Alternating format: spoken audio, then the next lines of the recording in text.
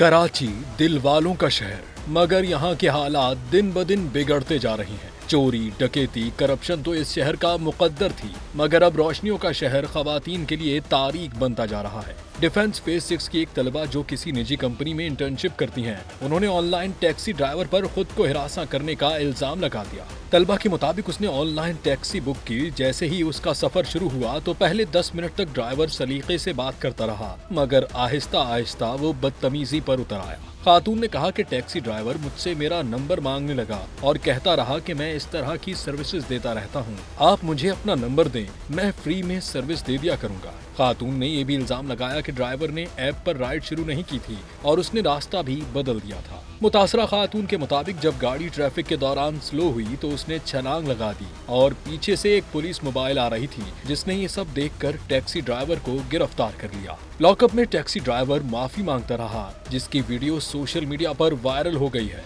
सारिफीन की जानिब से इस पर तबसरे किए जा रहे हैं।